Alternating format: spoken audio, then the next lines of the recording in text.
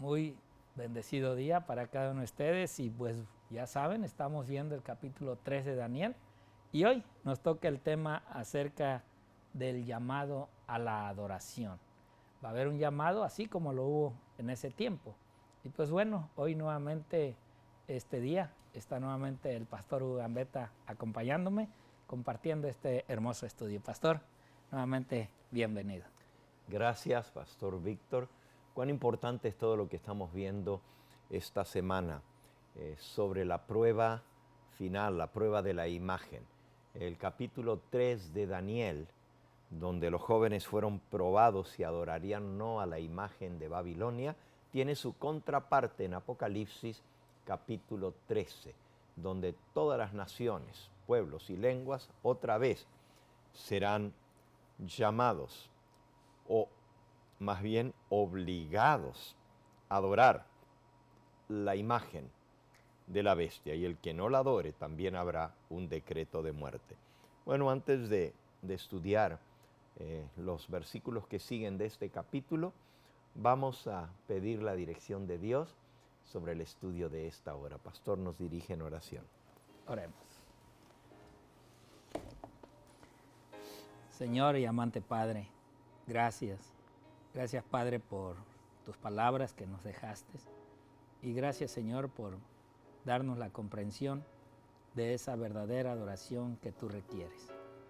Te pedimos, Padre, que en este momento te manifiestes en cada uno de los corazones y que tu Espíritu nos haga comprender la verdadera adoración. Y que así, Señor, también comprendamos que un día en nuestra vida se nos hará un llamado a adorar al enemigo, Padre, que siempre ha estado en contra de tu voluntad. Te pedimos que te quedes con nosotros en este momento y que sea tu Espíritu que nos redarguya nuestro corazón. Te lo pedimos en el precioso nombre de tu Hijo Cristo Jesús. Amén. Amén. Muy bien, estamos otra vez listos para continuar los versículos que siguen de Daniel capítulo 3. Pastor, nos quiere introducir usted. Hemos visto ya que el rey Nabucodonosor mandó a construir una imagen toda de oro y la puso en la llanura de Dura y llamó a todos los representantes de las naciones a venir a la dedicación y la adoración a la imagen. Y ahora viene pues el suceso que impresionó a todos allí en ese día. Daniel capítulo 3 versículos 8 al 15. Quisiera leerlos, pastor. Bien, vamos entonces a leer el capítulo 3 de Daniel, versículo 8 en adelante, hasta el 15. Por esto, en aquel tiempo, algunos varones caldeos vinieron y acusaron maliciosamente a los judíos. Versículo 9. Hablaron y dijeron al rey Nabucodonosor: Rey, para siempre vive. Tú, oh rey, has dado una ley que todo hombre, al oír el son de la bocina, de la flauta, del tamboril, del arpa, del salterio, de la zampoña y de todo instrumento de música, se postre y adore la estatua de oro. Y el que no se postre y adore, sea echado dentro de un horno de fuego ardiendo. Hay unos varones judíos, los cuales pusiste sobre los negocios de la provincia de Babilonia, Sadrach, Mesac y Abednego. Estos varones, oh rey, no te han respetado, no adoran tus dioses, ni adoran la estatua de oro que has levantado. Entonces Nabucodonosor dijo con ira y con enojo que trajesen a Sadrach, Mesac y Abednego. Al instante fueron traídos estos varones delante del rey. Habló Nabucodonosor y les dijo: ¿Es verdad, Sadrach, Mesac y Abednego, que vosotros no honráis a mi Dios, ni adoráis la estatua de oro que he levantado? Ahora pues, ¿estáis dispuestos para que al oír el son de la bocina, de la flauta, del tamboril, del arpa, del salterio, de la zampoña y de todo instrumento de música, os postréis y adoréis la estatua que he hecho? Porque si no la adorareis, en la misma hora seréis echados en medio de un horno de fuego ardiendo. ¿Y qué Dios será aquel que os libre de mis manos? ¡Wow, pastor! es duro. O sea, ahorita, si nos vemos en ese lugar, se nos enchina el cuerito, porque ya el horno, yo pienso que ya estaba a una temperatura que consume un cuerpo. ¿Qué podemos decir de esta invitación? Hay varios detalles en esa historia, ¿verdad? Primero, la estatua en contraposición, contraria a lo que Dios le había mandado a Nabucodonosor. Número 2, la llanura de Dura. La palabra en caldeo, en idioma babilónico, en arameo, para la llanura de Dura, quiere decir literalmente lugar amurallado. Es decir, no era solamente una llanura al campo abierto, estaba rodeada por murallas. Y esto daba la impresión de ser un lugar apartado, un lugar separado, es decir, un santuario. Aparte de eso, había un estrado, una plataforma que había sido levantada. Y en ese estrado estaba puesta la gigantesca estatua toda de oro. Ahora, los babilonios estaban acostumbrados a ver, pues, dioses y representaciones de dioses. Tenían cantidad de dioses en su santuario, pero ninguno de la magnificencia, del tamaño de esta gigantesca estatua. Y el hecho de que era de oro macizo, aún más. Hay un estrado, hay un pedestal, y arriba del pedestal haciendo la imagen aún más grande, de tal manera que se veía por todas partes, porque era una llanura, un lugar plano amurallado.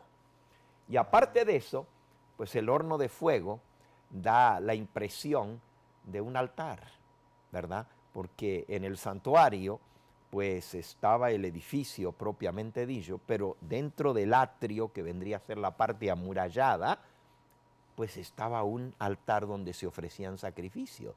Pero en este caso, los sacrificios van a ser humanos, mostrando pues la adoración satánica, la adoración pagana en la que creían estos antiguos adoradores de los ídolos. Así que el altar representa el altar en el santuario, las murallas representan el atrio y, por supuesto, la plataforma donde estaba el rey y su trono representan el lugar santísimo, el templo donde está sentada la persona más importante, el Dios del cielo, entre comillas. Por cierto, en idioma babilónico, el lugar donde está la llanura de Dura es donde estaban los palacios gubernamentales, y esa zona amurallada es una inmensa llanura frente al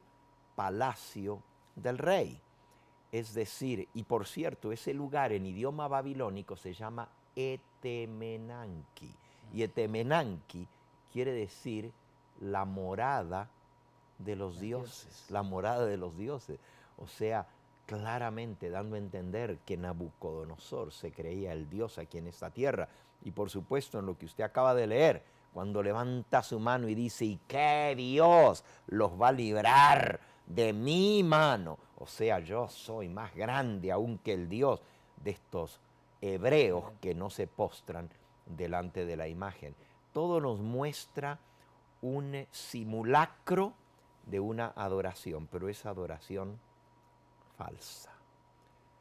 Y sin embargo, Dios dispuso que en medio de esa vasta muchedumbre que representaba toda nación, tribu, lengua y pueblo, hubieran tres jóvenes que no se postraron delante de la imagen. Bueno, otra cosa que se menciona es los instrumentos musicales que se mandan a tocar. Y otra vez aparece el número 6, porque si notamos, dice que son, bueno, el texto menciona 6 instrumentos musicales. Lo podemos ver allí en los versículos que usted leyó, en el capítulo 3 y en el versículo 7. al oír todos los pueblos el son de la, número 1, bocina, número 2, flauta, número 3, tamboril, número 4, arpa, número 5, salterio y número 6, zampoña. 6 instrumentos musicales, o sea, la estatua mide 60 codos de alto y mide 6 codos de ancho. Y los instrumentos son 6 los que se mencionan, aparte de que había muchos otros instrumentos, se escoge mencionar 6 de ellos, mostrando nuevamente el número 6 en referencia a Babilonia. Por eso en Apocalipsis encontramos que el número 6 se repite 3 veces. Y por cierto, la lista de los instrumentos musicales se repite 3 veces. 6, 6, 6. Todo esto muy significativo. Ahora, hay algo más. Allí en el versículo 12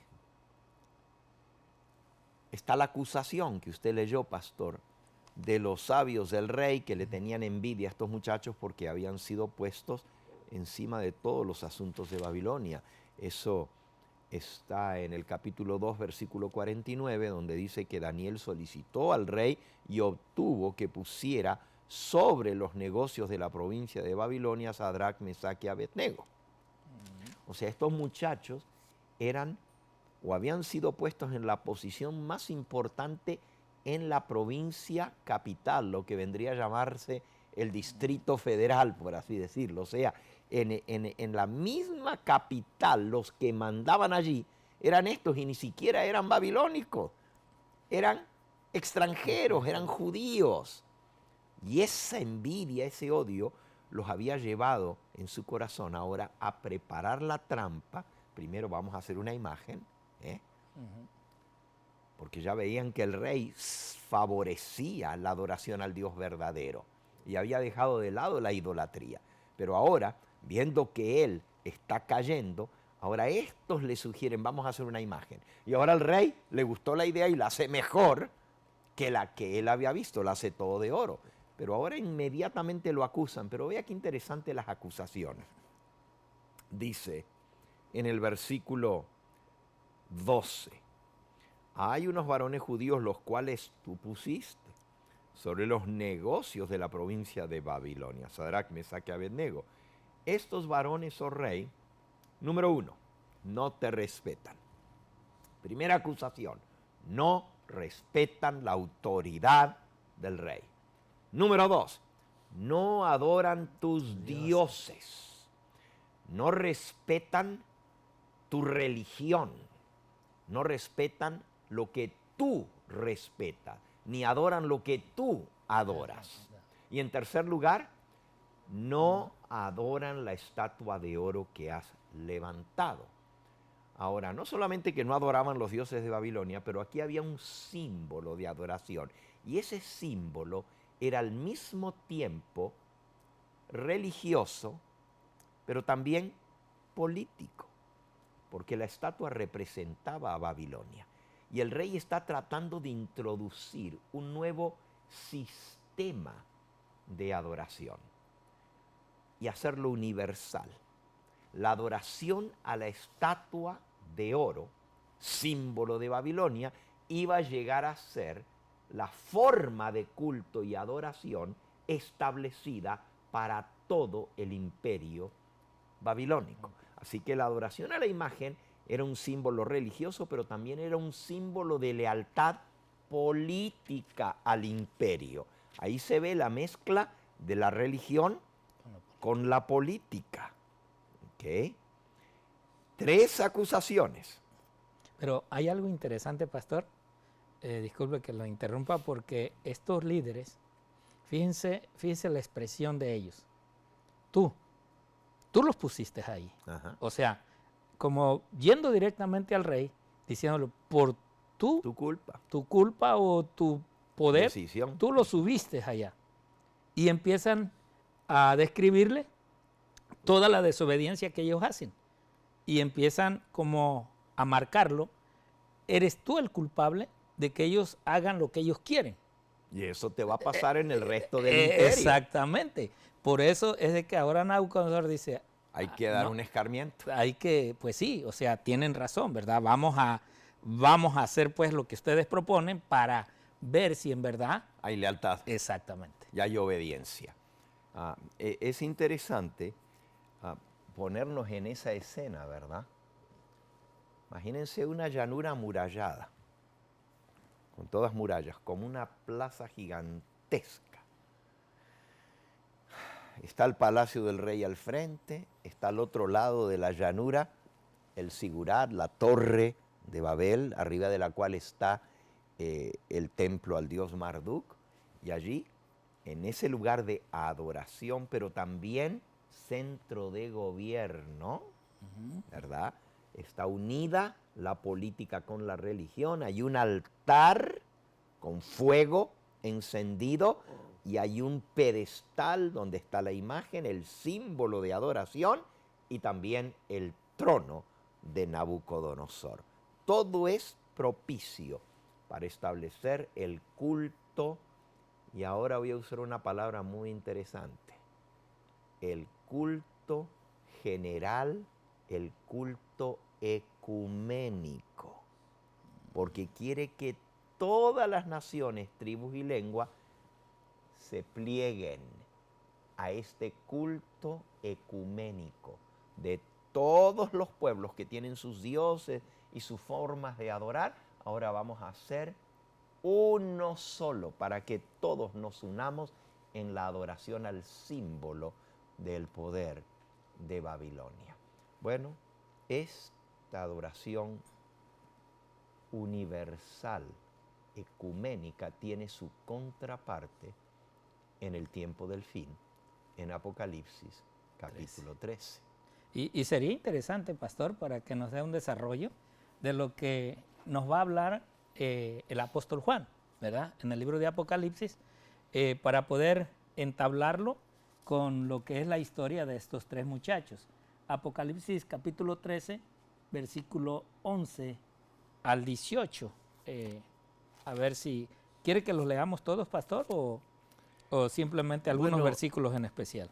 Básicamente, el texto habla de que hay una bestia.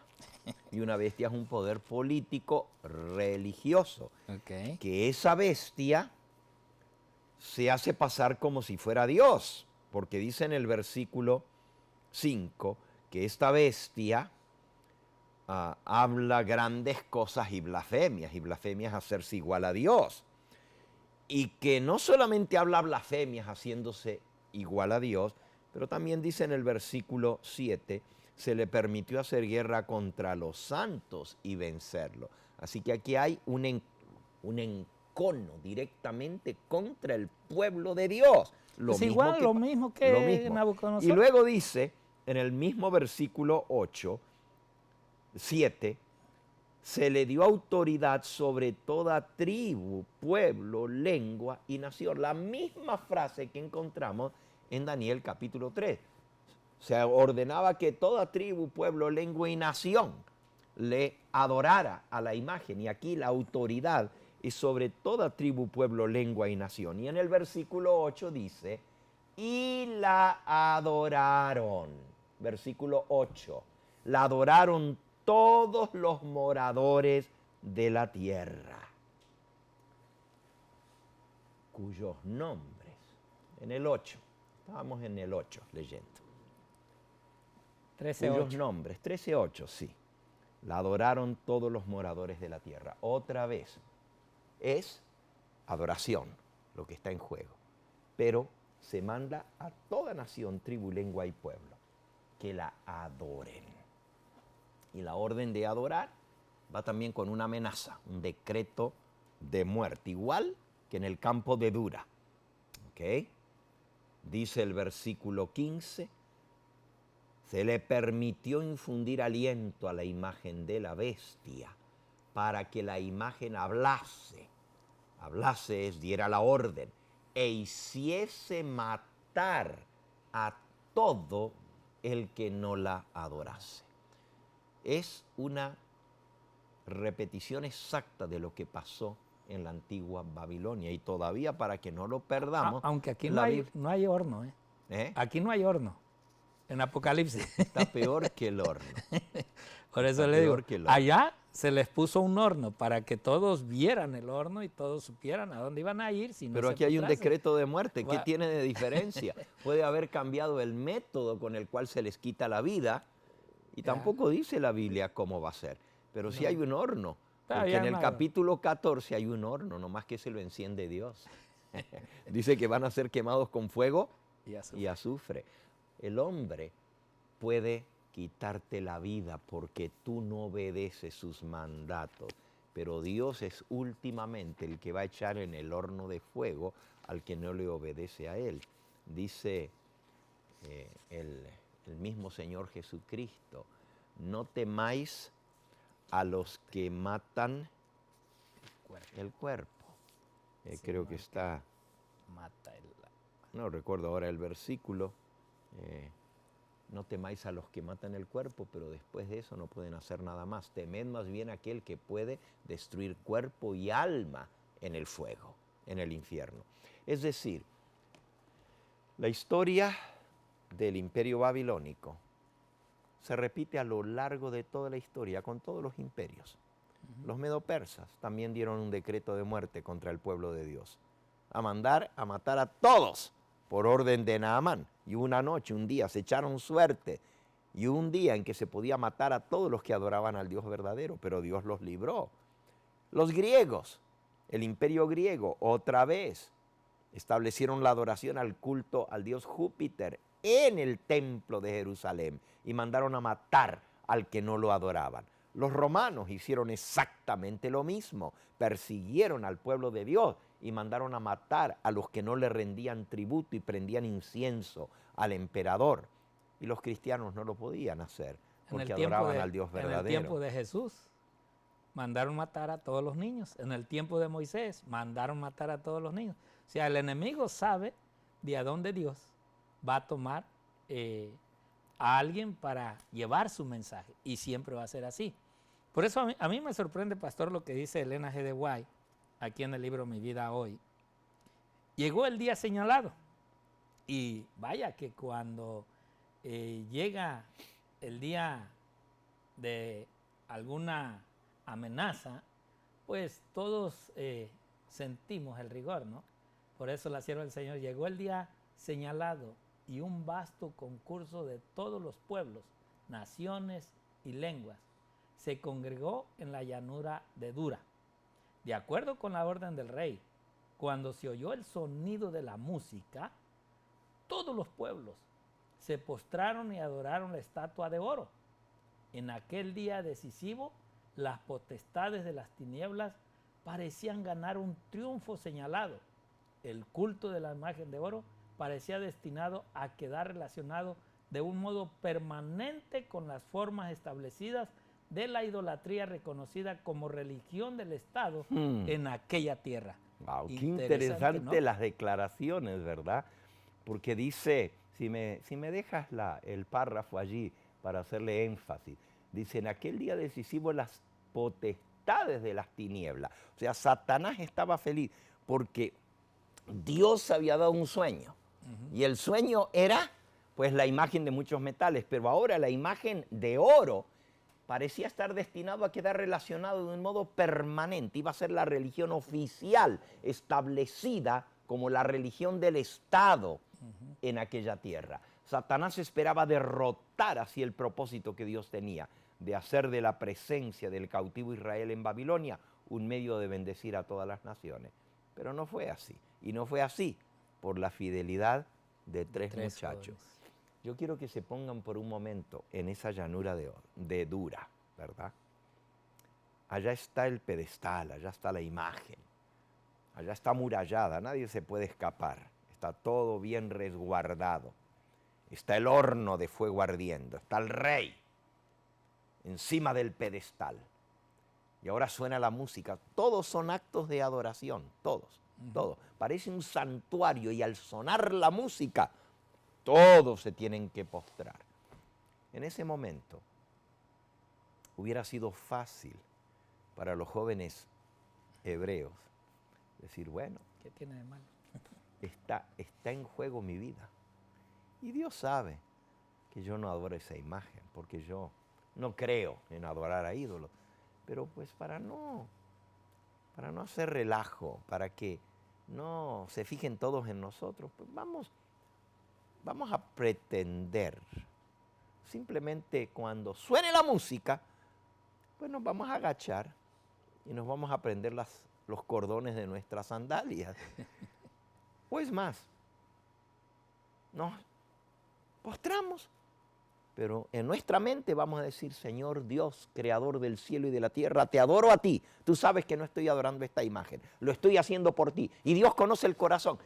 Podrían haber tenido 1000 maneras de evitar la confrontación. Y eso es justamente lo que busca el movimiento ecuménico. Que contemporicemos, que dejemos de lado las diferencias y nos unamos. No hablemos de las diferencias entre nosotros, hablemos de las cosas en común. Pero estos jóvenes tomaron la oportunidad no solo para desafiar la orden del rey, eso significaba la muerte, pero para dar testimonio de su fe. Si ellos hubieran buscado una excusa y se hubieran agachado, si hubieran prendido los cordones de los zapatos, nadie se hubiera dado cuenta, porque en esa vasta muchedumbre todos estaban agachados. Y en aquella época no nomás se arrodillaban, se arrodillaban y ponían la frente en el piso. Nadie podía ver a su alrededor. Ellos podrían haberse agachado, pero no lo hicieron. Se mantuvieron en pie, sobresalieron por encima de todo. A veces decimos, ¿por qué hacer de nuestras diferencias algo prominente? Mejor evitemos la confrontación, no digamos nada. Pero estos jóvenes aprovecharon la oportunidad para dar testimonio de su fe. Viene la hora, amigo que me escuchas, cuando todos nosotros seremos confrontados con una decisión similar, si no igual: adorar el símbolo universal de la religión ecuménica, donde todos se unifican en un símbolo de adoración. Y ese símbolo de adoración, en aquella época, era en violación al segundo mandamiento de la ley de Dios. Que eso lo vamos a ver mañana, pastor. Mañana lo vemos. Pero esta vez, la prueba va a ser en violación al cuarto mandamiento de la ley de Dios. Okay. Y vamos. Me imagino, pastor, algo interesante, ¿no? A los acusadores. ¿Cómo ellos pudieron ver que estos muchachos no se postraron? Porque la postración, usted ya lo dijo, era de una manera de que hasta su frente. Me imagino que pelaron el ojo, ¿no? Porque entre toda la multitud, claro, los muchachos pues se mantuvieron de pie, firmes en su fe, en su confianza, en ese Dios que ellos desde niños llevaban. Pero los acusadores, todo estaba en ellos, la vista estaba en ellos. O sea, ver realmente a aquellos que no estaban de acuerdo con los dioses que ellos tenían. Sí, todos nosotros sabemos que el propósito de esto fue hacerlos caer a ellos, por la envidia que le tenían. Podríamos decir, bueno, se la buscaron ellos, pero en realidad quienes buscaron la ocasión de acusarlos fueron ellos, los contrarios. Y ellos sabían. Es lo mismo que vamos a ver en el capítulo 6 de Daniel. Cuando saben que Daniel no adora sino al Dios verdadero, entonces hacen pasar un decreto que diga que solo se puede orar al rey. Eso está en el capítulo 6, cuando Daniel fue echado en el foso de los leones, ¿verdad? Pero bueno, ya llegaremos a eso en nuestra lección de escuela sabática. Por hoy, amigos, debemos recordar que hay un Dios en el cielo que fortalece la decisión de sus hijos. Estos jóvenes no tomaron la decisión entonces.